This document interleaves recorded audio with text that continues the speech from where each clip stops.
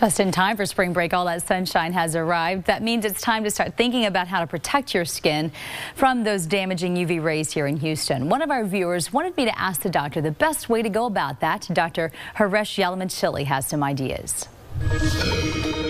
Mariana wants to know the best way to protect her skin now that it's time for us to all head outdoors.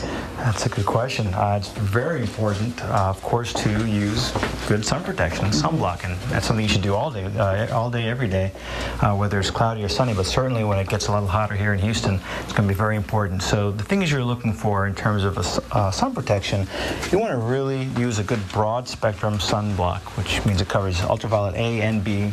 And what percentage? Because sometimes you even see 100. I mean, is 40 good? What do you suggest? I mean, most people recommend, most physicians recommend at least an SPF of 30. If SPF 30 blocks 97% of the ultraviolet rays that you're going to see. If you go up higher than that, it's just fractionally improving it, but no block is truly going to be 100%. So at the end of the day, the most important thing is that you use it. You can have SPF 100, but if you're not using it every day and applying it throughout the day, especially if you're going to be out and about, it's not going to be very useful. What is something you can do beyond sunscreen to protect your skin? Well, there are a number of things. I think the first thing everyone can benefit from is some good skincare.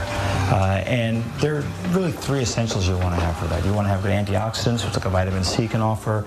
You want a good vitamin A product, like a retinol, which is essentially something that helps the skin turn over more effectively, can actually help with some of the fine lines and wrinkles.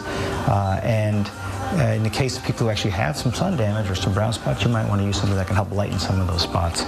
And those are all serums, not a pill that you take. They're actual creams that you put on. Correct. I mean, these are topical products. And then for people who want to do some type of laser resurfacing, do you suggest that you're really careful about that in the summertime because the skin is so, it looks like it would burn a lot easier? Absolutely, yeah. I mean, so once you kind of get past a point where you have damage you can't just control with just things you're doing at home, you might need to step up to like a deeper peel or a laser treatment.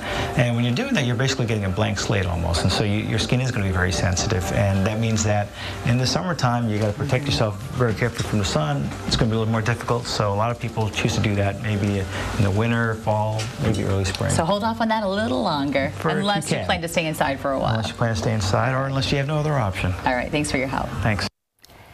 If you have a question you want to get answered, feel free to contact me on Facebook or Twitter. There's all my information right there.